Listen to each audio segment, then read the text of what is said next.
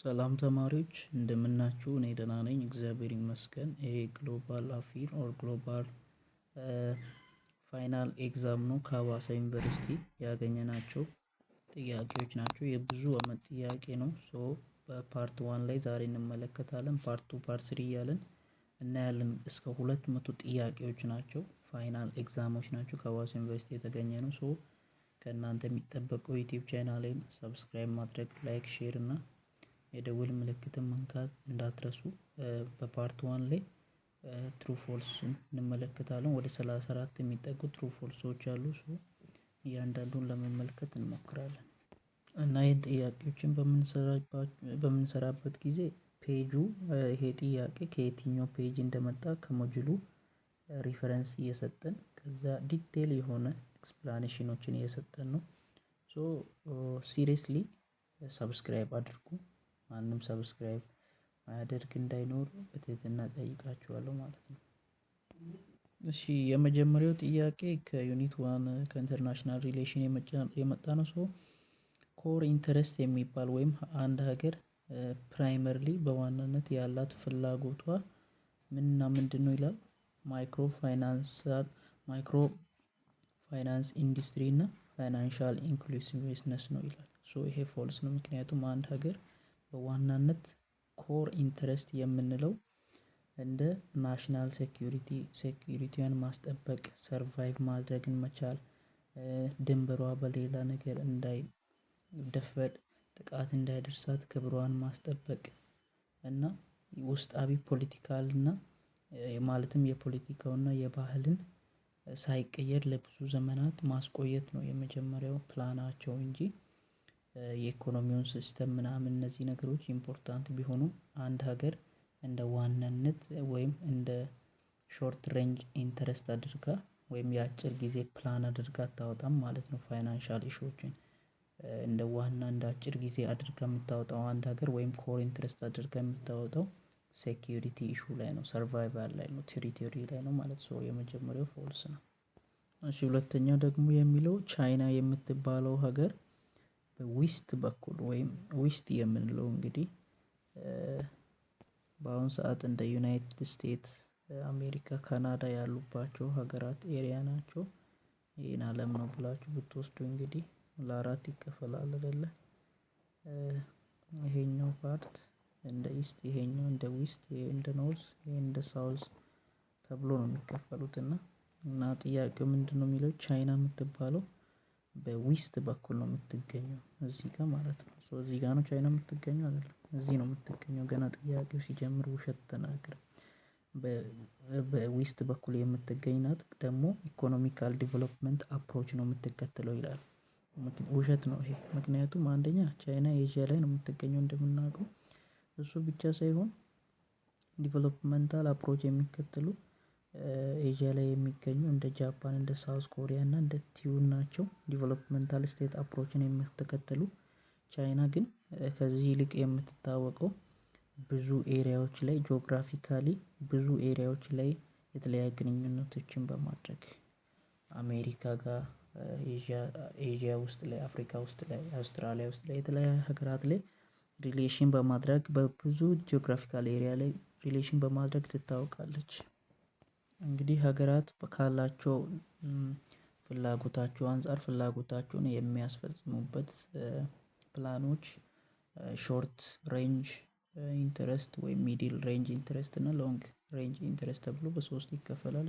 ሶስተኛው ሾርት ተርም ናሽናል ኢንተረስት የምንለው ወይም አጭር ጊዜ ውስጥ ሀገራት ማሳካት የሚፈልጉበት ግባቸው ምንን የሚያካትት ነው ይላል። ሴኩሪቲ ራሳቸውን ከሌሎች ጥቃቶች ማስጠበቅ እና ሰርቫይቭ ማድረግን የሚያጠቃልል ነው። ስፔሻሊ ሾርት ተርም ናሽናል ኢንተረስት የምንለው ይላል። ትሩ ነው። እና እዚህ ጋር ፔጅ ሪፈረንስ አለላችሁ። ፔጁን ከፈለጋችሁ 52 ላይ ማንበብ ትችላላችሁ ይሄን ሀሳብ።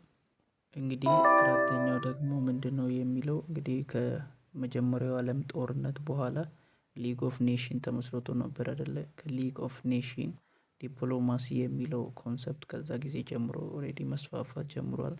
የተለያዩ ዲፕሎማሲዎች አሉ። ማልቲሌተራል ዲፕሎማሲ፣ ፐብሊክ ዲፕሎማሲ፣ ሊደር ቱ ሊደር የሚባሉ ዲፕሎማሲዎች አሉ። ከነዛ ውስጥ ፐብሊክ ዲፕሎማሲ የሚባለው ይላል ጥያቄው ዲፕሎማሲ ነው። እና ይሄ ዲፕሎማሲ ምን አይነት ነው?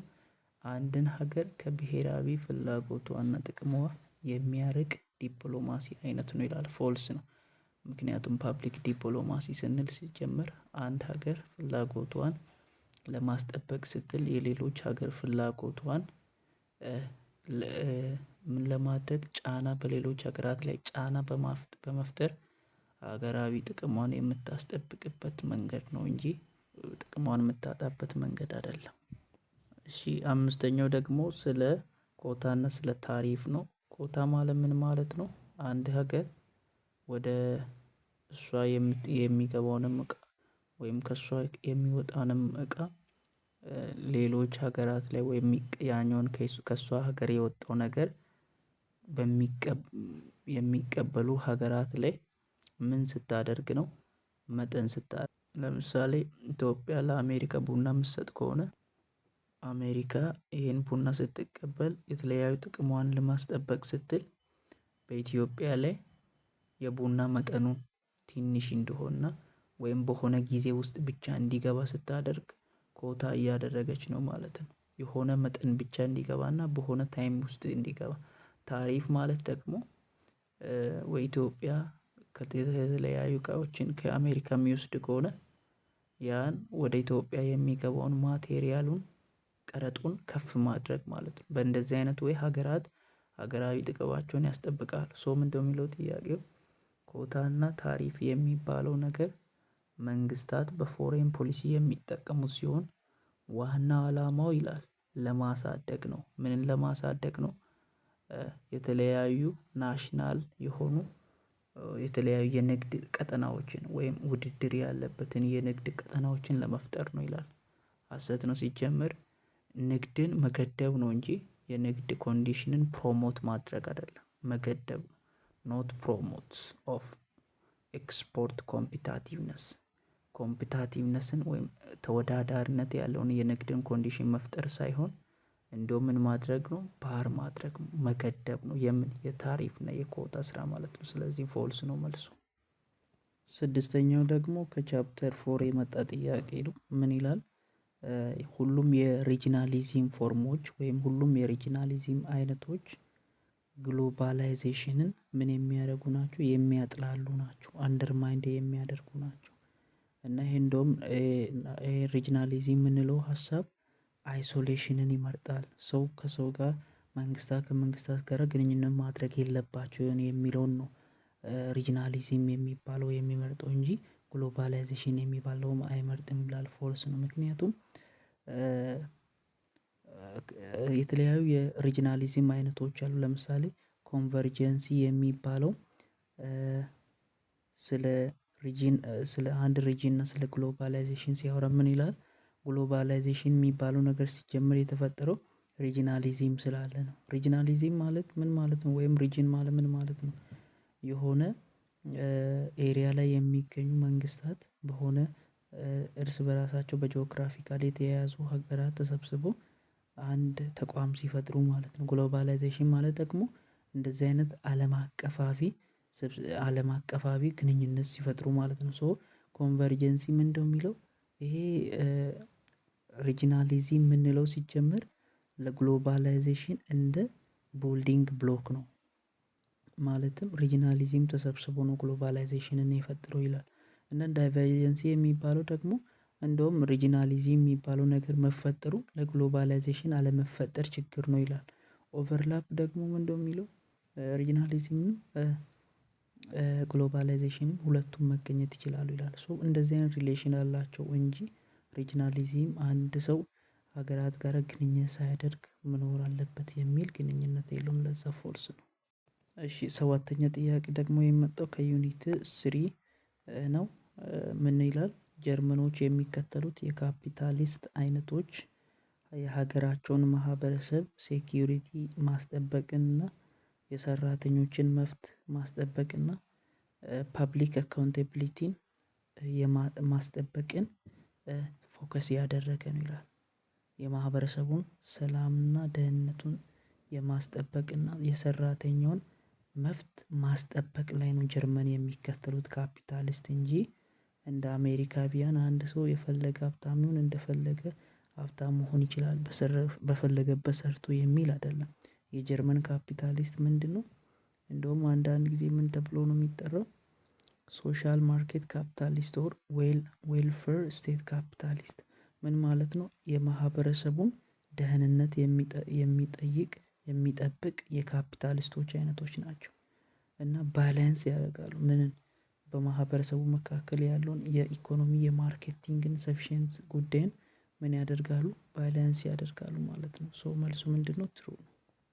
እሺ ስምንተኛውም የመጣው ከዩኒት ስሪ ነው። ዩኒት ስሪ እንግዲህ ስለ ኢኮኖሚክ ኢንተርናሽናል ኢኮኖሚካል ፖለቲክስ ነው የሚያወራው። ስለዛ የተነሱ የተለያዩ ምኖች ቲዮሪዎች አሉ። ከነዛ ውስጥ ሊቤሪያል የሚባል ቲዮሪ ነው። እና ሊቤሪያል የሚባለው ስለ ኢንተርናሽናል ኢኮኖሚክስ ሲያወራ ምን ይላል? መንግስት የምትባለው የኢኮኖሚውን ሲስተም ሴንተርድ አድርጎ የሚመራ ነው ይላል። ይሄ ሊቤሪያል ማለትም ሊቤሪያል ምን ይላል? መንግስት የሚባለው የዓለምን የኢኮኖሚውን ሲስተም የሚቆጣጠር ነው። መንግስት ነው የሚቆጣጠረው እንጂ አንድ ሰው በነጻነት ሀብታም ልሁን ይሄን ሰርቼ እንደዚህ ልሁን ማለት አይችልም። መንግስት ነው ሁሉን ነገር የሚቆጣጠረው የሚል ሀሳብ አለው ሊቤሪያን የሚባለው። ፎልስ ነው። ምክንያቱም ሊቤሪያን የሚባለው እንደዚህ አይልም። ሊቤሪያን ምንድነው የሚለው? ፍሪ ማርኬት ሲስተም አለው። ኢንተርናሽናል ኢኮኖሚክ ፖለቲክስ አሁን ያለው አለም አቀፍ የፖለቲካ እና የኢኮኖሚካል ኢንተርናሽናል ኢሹ ፍሪ የሆነ ማርኬት ሲስተም አለው። ማለትም አሁን ላይ በአለም አቀፍ ላይ የሚገኘው የንግዱ ተቋም ምንም አይነት የመንግስት ጣልቃ ገብነት አያስፈልግም።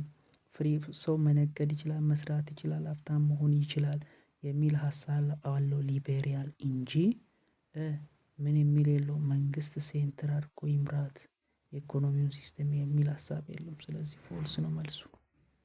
እሺ ሌላኛው ደግሞ ከዩኒት ስሪ ነው። ይሄም አይ ቲንክ ኖ ከዩኒት ፎር የመጣ ነው።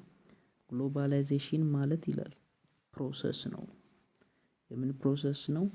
የናሽናል አይዴንቲቲን ሪፕሌስ ማድረግ የሚችል ማለትም አንድ ሀገር ሀገራዊ ማንነቷን አስጠብቃ ብትኖር። ግሎባላይዜሽን ማለት ደግሞ አለም አቀፋዊነት ነው።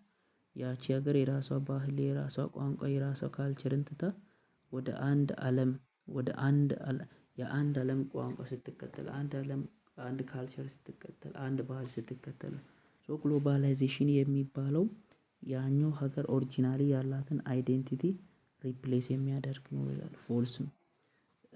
ምክንያቱም ይሄ ግሎባላይዜሽን የምንለው ሀሳብ በውስጡ ሁለት ነገርን የያዘ ነው።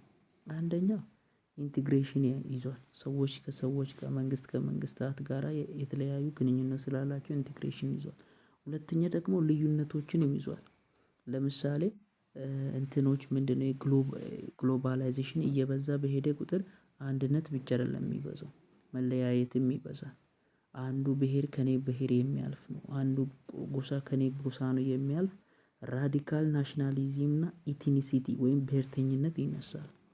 ሶ ምን ማለት አንችልም ግሎባላይዜሽን ናሽናል አይዴንቲቲን ሪፕሌስ ሊያደርግ አይችልም ማለት ነው። አስረኛው ይሄ አይኤምኤፍ ወይም ኢንተርናሽናል ሞኒተሪ ፋይናንስ የሚባለውና ወርልድ ባንክ የምንለው ተመሳሳይ የሆነ ስራና ያን ስራ ደግሞ ለመፈጸም ተመሳሳይ የሆነ ፖሊሲን የሚከተሉ ናቸው በአለም አቀፍ በኢኮኖሚ ሲስተም ይላል። ፎልስ ነው። ምክንያቱም አይኤምኤፍ የምንለው ወይም ይሄ ኢንተርናሽናል ሞኒተሪ ፋይናንስ የምንለው እና ወርልድ ባንክ የምንለው የተለያዩ ስራ አላቸው። ለምሳሌ በሞጁላችን ላይ ምን አለ? አይኤምኤፍን እንዴት ነው የሚያስቀምጠው? አይኤምኤፍ ማለት ኢንስቲትዩሽን ነው ድርጅቶች ናቸው። እና እነዚህ ድርጅቶች በተለያዩ አለም አቀፍ ጉዳዮች ላይ የሚካሄዱ የንግድን ፕሮሰስ የሚቆጣጠሩ ናቸው። የተለያዩ ብድሮችን በመስጠት ሊሆን ይችላል። ማለትም ለዛ ሀገር ለዛ ለአይኤምኤፍ አባል ለሆኑት የተለያዩ ሀገራት ብድሮችን በመስጠትና በአለም አቀፍ ያለውን የኢኮኖሚን ሲስተም ባላንስ የማድረግ ስራ የሚሰሩ ናቸው እነዚህ አይኤምኤፍ የምንለው ማለት ነው። ነገር ግን ወርልድ ባንክ የምንለው የሚሰሩት ለምሳሌ ሰውን ለማሳደግ ነው። ወይም ለደሃ ሀገራት የተለያዩ ብድሮችን በመስጠት ነው።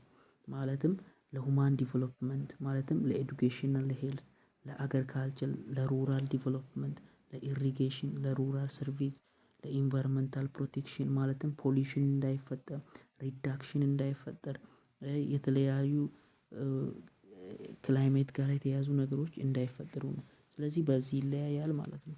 አይኤምኤፍ አጠቃላይ አሁን ላይ ያለው ዓለም ላይ አቀፍ ላይ ያለው የገንዘብ አይነት አለ አይደለ? ለምሳሌ ኢትዮጵያ ውስጥ $1 የኢትዮጵያን የአሜሪካ $1 በኢትዮጵያ ስንት ብር ይሁን?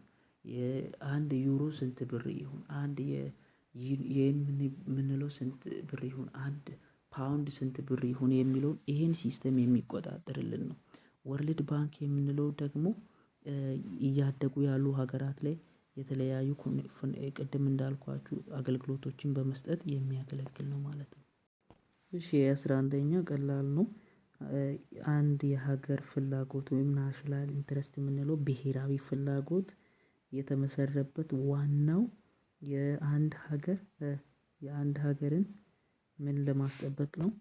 ፍላጎቷን ለማስጠበቅ ነው። ማለትም ፎሬን ፖሊሲ የምንለው አለ አይደለ?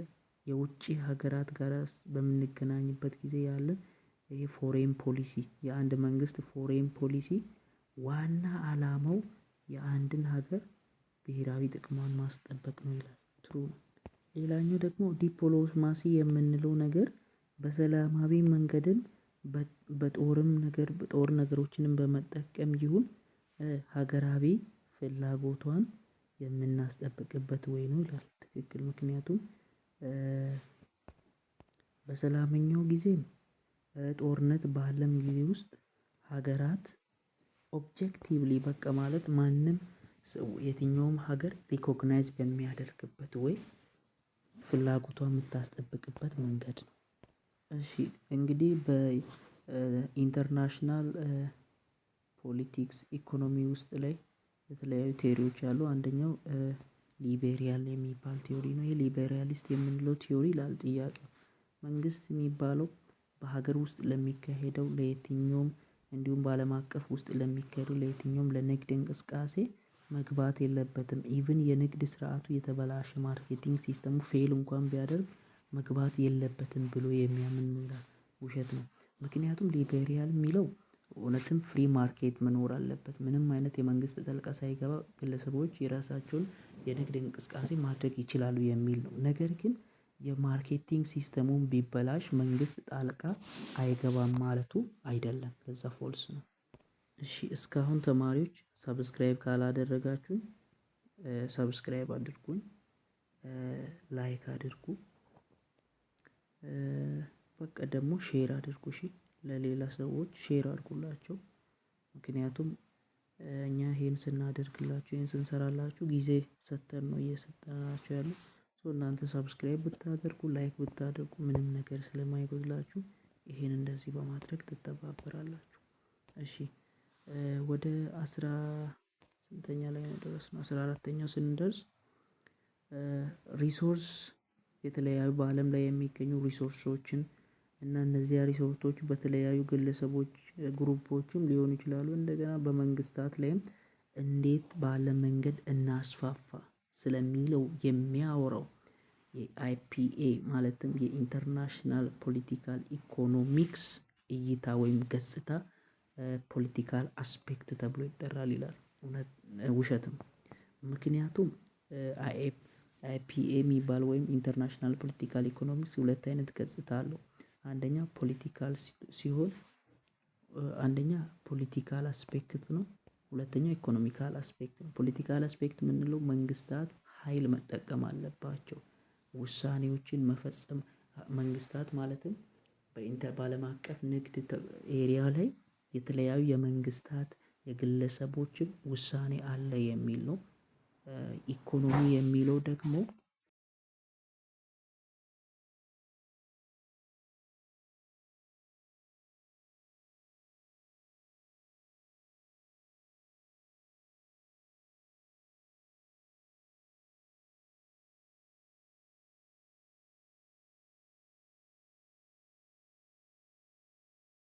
የሚለው ላይ አውቶሪቲ የሚጠቀመው እሱ ዲሲሽን ሲያደርግ ፖለቲካል ፓወር ሲጠቀም ፖለቲካል አስፔክት ነው። ነገር ግን እንዴት እናድርስ እነዚህን ሪሶርስ የሚለውን የሚያወራው ፖለቲካል አስፔክት ሳይሆን ምንድነው ኢኮኖሚካል አስፔክት ነው። ሶ መልሱ ፎልስ ነው። እሺ 15ኛ ምንድነው የሚለው በ1991 ላይ የተደረገው የመጀመሪያው የውጭ ሀገር ግንኙነት እንዲደረግ የወጣው ወይም ፎርም የተደረገው ፖሊሲ አላማውና ዋና ፐርፐዙ ምን ነበረ? ኢትዮጵያ ራሷን ፕሮቴክት እንድታደርግና ወይም ፕሮቴክት ናሽናል ሴኩሪቲ ሀገራዊ ጥበቃዋን ወይም ሀገራዊ ማንነቷን ለማስጠበቅና ሀገራዊ ፍላጎቷን በማሟላት ላይ የተመሰረተ ፖሊሲ ነበረ። የውጭ ሀገር ፖሊሲው በ1991 ላይ የተመሰረተው ይላል ትሩ ነው። እሺ 16ኛም ደግሞ ትሩ ነው። ምክንያቱም የመጀመሪያው የአንድ ሀገር ፍላጎት መሆን ያለበት ይላል ራሷን ፊዚካሊ ፖለቲካሊ ካልቸራሊ ከሌሎች ሀገራት ሳትጠቃ አይዴንቲቲዋን ማስጠበቅ ነው ይላል። ፊዚካሊ ሲባል ቴሪቶሪያ ውስጥ ማንም ሳይገባ፣ ፖለቲካሊ ሲባል እሷ በምትወስንበት ውሳኔ ላይ የትኛውም ሳይገባ፣ ካልቸራሊ ሲባል የተለያዩ ካልቸሮች መጥቶ ሳይቀየጧት ካልቸሯን ማስጠበቅ ይሄ ፕራይመሪ የአንድ ሀገር ኢንተረስት ነው ይላል ትሩ ነው። ማለትም ሾርት ሬንጅ ኢንተረስት የምንለው ከቻፕተር 1 የመጣ ጥያቄ ነው ከኢንተርናሽናል ሪሌሽን። እሺ 17ኛው ደግሞ ማርክሲዝም የሚባለው የሚያምነው ዋና እምነታቸው ይላል አንድ ሀገራት ኢኮኖሚ ሴኩሪቲያቸው ወይም በኢኮኖሚ ላይ ያላቸው መብት ምንም አይነት ከመንግስት ጣልቃ ገብነት ፍሪ መሆን አለበት እና እቃዎችም ይሁን ጉዶችም ሰርቪሶችም በነፃ ከአንድ ሀገር ወደ ሌላ ሀገራት ከአንድ ግለሰብ ወደ ሌላ ግለሰብ መተላለፍ አለበት ያለምንም ጣልቃ መንግስት ገብነት ይላል። ይሄን ማርክሲዝም አይልም። ይሄን የሚለው ማነው? ሊበሪያሊስት ነው። ስለዚህ መልሱ ፎልስ ነው ማለት ነው። እሺ 18ኛው ደግሞ የሚለው ኮምፓራቲቭ አድቫንቴጅ ማለት ምን ማለት ነው ይላል። በዩናይትድ ስቴትስ የሚከተሉት ካፒታሊስት ሲስተም እና ጃፓን የሚከተሉት ካፒታሊዝም ሲስተም በጣም ሲሚላር ነው ከልዩነታቸው ይልቅ ይላል። ውሸት ነው ይሄ። ምክንያቱም አሜሪካ የሚከተሉት ካፒታል ሲስተም ምን ላይ የተመሰረተ ነው? ኮንሱመሩ አንድ ፕሮዳክት ከወጣ በኋላ ፕሮዳክቱን የሚጠቀመው ኮንሱመር እና በጣም ተጠቃሚ መሆን አለበት። እንደገና ሻጩም በጣም ተጠቃሚ መሆን አለበት የሚል ነው። ኒው ክላሲካል ሞድ የሚባለውን እንደሚከተሉት መንገድ ነው የሚከተሉት። ማለትም አንድ ሰው የነገደው ሰው ነጋዴው በተቻለበት እስከ ማክሲመም እስኪደርስ ድረስ በቃ ሀብታም መሆን ይችላል ነው። የጃፓን ግን እነሱ የሚከተሉት ዲቨሎፕመንታል ስቴት ካፒታሊዝም ስለሆነ ምንድነው የሚሉት? ይሄኛው ሀብቱ ይሄ ገንዘቡ ያለው የኢኮኖሚው ሲስተም በሙሉ የአንድ ሀገርን የሀገራቸውን የጃፓንን ሀገር የፖለቲካውንና የሶሻል ፌር ወይ የማህበረሰቡን ደህንነት ለማስጠበቅ የሚሆን መሆን አለበት የሚሉ ናቸው። ስለዚህ የካፒታሊስት እና ስለ ካፒታሊስት እና ስለ ዩናይትድ ስቴትስ ስለ ዩናይትድ ስቴትስ እና ስለ ጃፓን ካፒታል ሲስተም የሚያጠና አይደለም። ኮምፓራቲቭ አድቫንቴጅ ፎልስ ነው። እኔ በእግሬ መንገዴ ነው እነዛን ያቀርኳችሁ እንጂ አይደለም ጥያቄው። 19ኛው ጥያቄ ደግሞ ሰልፍ ፕሬዘርቬሽን ማለት ምን ማለት ነው የሚለው ነው። እና ምንድነው የሚለው ሰልፍ ፕሬዘርቬሽን ማለት አንድ ሀገር የራሷን ትታ ለሌሎች ሀገር ፍላጎት መኖር ማለት ነው ይላል። ፎልስ ነው። የሰልፍ ፕሬዘርቬሽን ሳይሆን ሰልፍ አብኒጌሽን ተብሎ ይጠራል። ሰልፍ ፕሬዘርቬሽን ማለት አንድ ሀገር የራሷን ህዝብ የራሷን ባህሪ ካልቸር ማስጠበቅ መቻል ነው። እሺ ያኛው ደግሞ የግሎባላይዜሽን አንዱ ካራክተር የሆነው ኢንቴንሲፊኬሽን ነው ይላል። ኢንቴንሲፊኬሽን ማለት ደግሞ ምን ማለት ነው? በተለያዩ ዲግሪ ወይም በተለያየ መጠን ኢንተርኮኔክሽንን መፍጠር ነው። በተለያየ አስፔክት ማለት ነው። በአንድ ሶሻል ውስጥ በተለያየ በኢኮኖሚ ሊሆን ይችላል። በካልቸር በተለያየ ነገር አንዱ ሀገር ከሌሎች ሀገር ጋር ኢንተርኮኔክሽን ሲፈጥር ብዙ ዲግሪ ኦፍ ኢንተርኮኔክሽን ሲፈጥር ነው። ስለዚህ ትሩ ነው የሚሆነው መልሱ። እሺ ዩኒት ነው ከዩኒት ቱ ነው ይሄ ደግሞ የመጣው። እና ኢኮኖሚካል ሳኒኬሽን ምን ማለት ነው ይላል። አንድ ሀገር ሌላ ሀገርን ኮምፕሌን የምታደርግበት ነው። ምን ለማድረግ እዚያች ሀገር የያዘችውን አቋም ሊሆን ይችላል የሆነ ባህሪዋን ለማስቀየር ስትል ማለት ነው። ለምሳሌ አሜሪካ የተለያየ የኢኮኖሚካል የሆነ ማስፈራሪያዎችን ዘዴዎችን ተጠቅማ ኢትዮጵያ በአንድ ጉዳይ ላይ የያዘችውን ባህሪ ለማስቀየር የምትሞክርበት ወይ ነው የኢኮኖሚካል ሳንክሽን የሚባለው።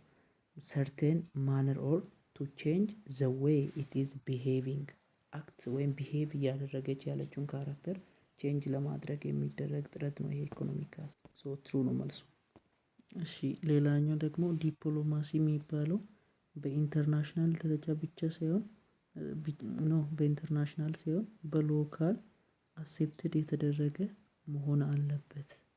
የዛች ሀገርን ብሄራዊ ጥቅሟን ከማስጠበቅ አኳያ ይላል። ውሸት ነው። ምክንያቱም አንድ ዲፕሎማሲ ሲጀመር በአለም አቀፍ ዘንድ ተቀባይነት ያለው ከሆነ ነው የዛች ሀገር ብሄራዊ ጥቅሟን የማስጠበቅ ነገሩ ሴኪዩርድ የሚሆነው ማለት ነው። እሺ 22ኛ የሚለው እያንዳንዱ በአለም ላይ የሚገኙ ሀገራት የራሳቸው የሆነ ኢንትረስት አላቸው ይላል። ልክ ነው። ሁለተኛ ደግሞ ምን ይላል? በት እነዚያ የቀሩ ሀገራት በግለሰብ ደረጃ ብቻ ላይ ሳይሆን ወይም በየግላቸው ብቻ ሳይሆን እንደ ግሩፕም ኮመን የሆነ ፍላጎት አላቸው ከሴኪዩሪቲ፣ ከኢኮኖሚ፣ ከአይዲዮሎጂካል ኢንትረስት አንፃር ይላል። ትክክል ነው። ለምሳሌ ከኢኮኖሚ ሴኪዩሪቲ አንፃር ከኢኮኖሚ ከአይዲዮሎጂካል ኢንትረስት አንፃር ትክክል ነው። ሀገራት የተለያዩ ነገሮችን በተመሳሳይነት ሼር ያደርጋሉ። ለምሳሌ ከሴኪዩሪቲ አንፃር ሁሉም ሀገራት ሰርቫይቭ ማድረግ ይፈልጋሉ፣ ቴሪቶሪያቸውን ማስጠበቅ ይፈልጋሉ። ከኢኮኖሚ አንፃር ደግሞ ትሬድ እና ዲቨሎፕመንታል የተለያዩ እድገቶችን ማሳየት፣ የተለያዩ ሪሶርሶችን አክሰስ ማድረግ ይፈልጋሉ። ይሄ ሁሉም ሀገራት ኮመንሊ ያላቸው ፍላጎቶች ናቸው እና አይዲዮሎጂካል ኢንትረስትም እንደዛ ናቸው። ሶ ሀገራት እንደ አንድ የራሳቸው ኦወን የሆነ ፍላጎትም አላቸው እንደ ጋራም አላቸው ማለት ነው። እሺ ይሄ ደግሞ ከዩኒት 3 የመጣ ነው። አሁን ያለው የዓለም አቀፍ የንግድ አይነት ወይም አሁን ያለችው ዓለም ላይ የሚገኘው የማርኬቲንግ ሲስተም ይላል። አንድ ሰውዬ ለመግዛት እና ለመሸጥ የግድ እዛ ቦታ ላይ በመገኘት ላይ ዲፔንድ ወይም ጥገኛ የሆነ ነው ይላል። ፎልስ ነው። ምክንያቱም አሁን ላይ ያለው የንግድ ገበያ የግድ አንድ ሰው የሆነ ነገር ለመግዛት ፊዚካሊ መገናኘት የለባቸውም። አሁን የተፈጠረው ሲስተሙ ምን የሆነ ነው? ዲፐርሰናላይዝድ ትራንዛክሽን አይነት ነው። ማለትም እኔ የሆነ ነገር ለመግዛት እዛ ቦታ ሳልገኝ በሞባይል ባንኪንግ፣ በሲቢኤ፣ በተለያዩ ትራንዛክሽን ዌዎች ብር መላክ እችላለሁ ማለት ነው። ሶ አሁን ሰዓት ላይ ያለው ማርኬቲንግ ሲስተም የሆነ ሰው ለመግዛት እና ለመሸጥ ፊዚካሊ የግድ መገኘት አለበት የሚል ሲስተምን የሚያካትት አይደለም ማለት ነው። እሺ እዚህ ጋር ደግሞ መንግስት የምንለው ስቴት የምንለው ግሎባላይዜሽን እና ሪጂናሊዝም በምንለው ኮንሰፕት ላይ መካከለኛ ነው ይላል። ልክ ነው። ምክንያቱም ስቴት አንደኛ ዓለም አቀፋዊነት ለመገኘቱ ዋና መሰረት ነው። ምክንያቱም ስቴት ዋና ተዋናይ ናት በግሎባላይዜሽን ውስጥ ማለት ነው። በሪጂናሊ ውስጥም ዋና አክተር ናት። በግሎባላይዜሽን ውስጥም ስቴት ዋና አክተር ናት ማለት ነው። እና በቀረው ይኸው በጣም ግልጽ የሆነ ነው። ፔጅ ደግሞ 132 ላይ ያለላችሁ። እሺ እዚህ ጋር ደግሞ ማርክሲስት የምንለው ጥያቄ ከቻፕተር 3 የመጣ ነው።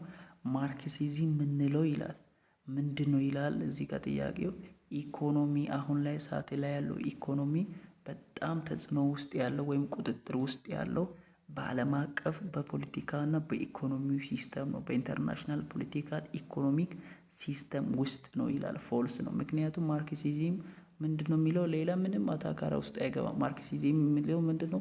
አሁን ሰዓት ላይ ያለው የዓለም ሲስተም የንግዱ በተለይ የኢኮኖሚው ነገር ኢኒኳሊቲ ይታይበታል። እኩልነት የሌለበት ነው። ሀብታሙ ድሃውን የሚጮክንበት፣ ኖርዘርን ፓርቱ በጣም ሀብታም ሆኖ ፑረር ፓርቱ ደግሞ ሳውዝ የሆነበት ኤሪያ ነው። ሶ ክላሲካል ነገር ክላስ አለበት፣ ድሃና ሀብታም ተብሎ ክፍፍል ያለበት ሲስተም ነው የሚል ይታለው። ሶ ፎልስ ነው መልሱ። እሺ ይሄ ደግሞ ግልጽ ነው። ዓለም አቀፍ ላይ ያለው አሁን የወርልድ ባንክ የምንለው ኔጌቲቭ የሆነ ተጽዕኖ አለው በነማ ላይ በኢኮኖሚ ስፔሻሊ በኢኮኖሚካሊ እና በፖለቲካውም ይሁን ኔጌቲቭ የሆነ ተጽዕኖ አለው እያደጉ ባሉ ሀገራት ላይ ይላል። ትክክል ነው። ኢትዮጵያ ይሁን ሌሎች እያደጉ ያሉት ሀገራት የተለያዩ ብድሮችን በመውሰድ ወደ ተለያየ ወይ ስትራግል እየሆኑ ነው። ቴሪቶሪያቸው ሊሆን ይችላል።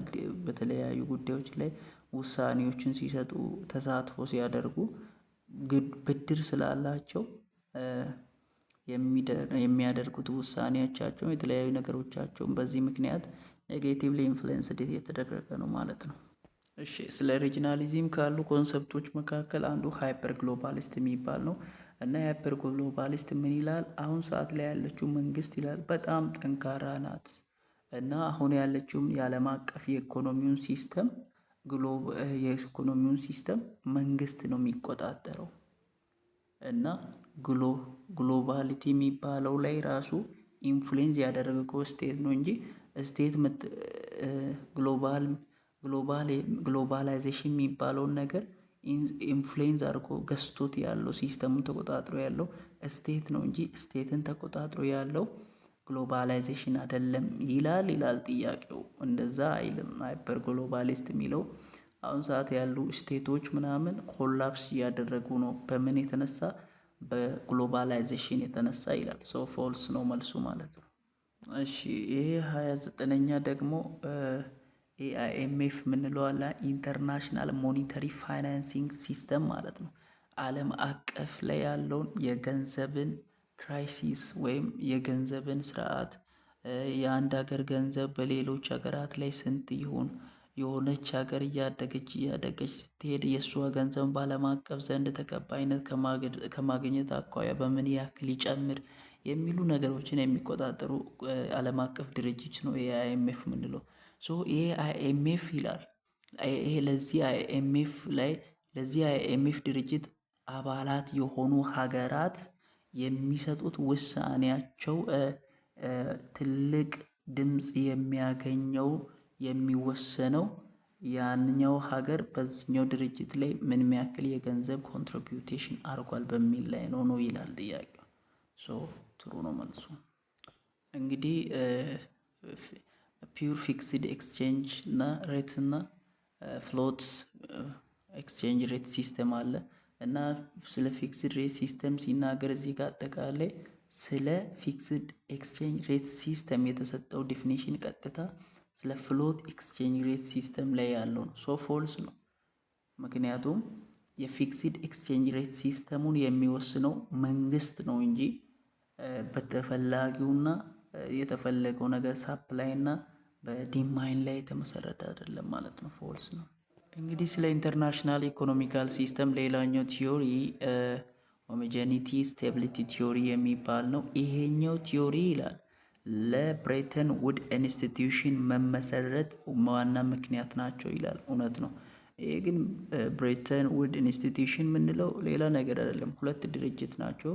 አይኤምኤፍ ወይም ኢንተርናሽናል ሞኔታሪ ፋይናንስ እና ወርልድ ባንኮች ተሰብስበው ናቸው። ለወርልድ ባንክ እና ለኢንተርናሽናል ሞኔታሪ ፋይናንስ ኤስታብሊሽመንት ዋና ኢንፍሉዌንስ የሆነው ማነው? የዶሚኔተሪ ስቴት ቲዮሪ ነው ማለት ነው። ይሄ ቲዮሪ ምንድን ነው የሚለው? አሁን ያለውን ዓለም አቀፍ የኢኮኖሚውን ሲስተም ጭምቅ አድርጎ በቃ ዘና አድርጎ አሰንጦ የሚመራ አንድ መንግስት ያስፈልጋል የሚል ነው ኮንሰፕቱ። እሺ ኢኮኖሚካል ኢንስትሩመንት የምንለው አንዱ የፎሬን ፖሊሲ መንገድ ነው ወይም የውጭ ሀገር ግንኙነትን በምናደርግበት ጊዜ ከምንጠቀመው መሳሪያዎች መካከል አንዱ ኢኮኖሚካል ኢንስትሩመንት የሚባል ነው እና ይሄ ማለት ነው የኢኮኖሚካል ኢንስትሩመንት የምንለው አንድ ሀገርን ለመጉዳትም ለመጥቀምም የምንጠቀመው ነገር ነው። ለምሳሌ ኢትዮጵያን ለመጥቀም ከፈለገች ከውጪ ከኢትዮጵያ የሚገባውን የቡናን መጠን ገንዘብ ከፍ ልታደርግ ትችላለች አሜሪካ። ከጠላቻት ወይም በሌላ ነገር መጉዳት ከፈለግ የቡያ መጠኑን ዋጋ ልታስቀንስ ትችላለች። ሶ ዲፕራይቭ እና ሪዋርድ ለማድረግ ነው የምትጠቀመው ማለት ነው አንድ ሀገር የኢኮኖሚካል ኢንስትሩመንት የምንለውን። እሺ 33ኛ ደግሞ ሊበሪያሊዝም የምንለው ኮንሰፕት ይላል። ሊበሪያሊዝም የምንለው ኮንሰፕት የኢኮኖሚ ስርዓቱ ያለምንም መንግስት ጣልቃ ገብነት መፈጸም አለበት የሚል ነው። ትሩ ነው። 34ኛው ደግሞ ግሎባላይዜሽን የምንለው በኢትዮጵያ ላይ ፖዚቲቭ ኢፌክት ብቻ ያለው እንጂ ኔጌቲቭ የለውም የሚል ነው። ፎልስ ነው። ኢትዮጵያ ላይ ሁሉም ስላለው ማለት ነው። ምክንያቱም ኔጌቲቭ ኢፌክትም አሉት ፖዚቲቭ አሉት። ኢትዮጵያ ለምሳሌ አሜዚንግ የሆነ ኢኮኖሚካል ትራንስፎርሜሽንን አምጥቷል በኢትዮጵያ ላይ ማለት ነው። ኔጌቲቭ ነገሩ ደግሞ የተለያዩ ኔጌቲቭ ነገሮችን አምጥቷል። ለምሳሌ የካልቸር መጥፋት መጥቷል። ሰው ወደ ዌስተርን አስተሳሰብ እየኖረ ስለሆነ ማለት ነው። እሺ በፓርት 1 ላይ ያቀረብኩላችሁ 34 ጥያቄ ነው። በ35 ደቂቃ ነው የሰራነው ከብዙ ኤክስፕላኔሽን ጋራ። በፓርት 2 ላይ ደግሞ 150 ናቸው። ይኸው ማየት ትችላላችሁ። 150 የሚጠጉ አሉ። እያንዳንዱን ተንትነን በታትነን እናያለን። መልካም ጊዜ ይሁንላችሁ። ግን ሰብስክራይብ ማድረግ እንዳትረሱ። ላይክ እና ሰብስክራይብ ማድረግ ማለት ነው። መልካም ጊዜ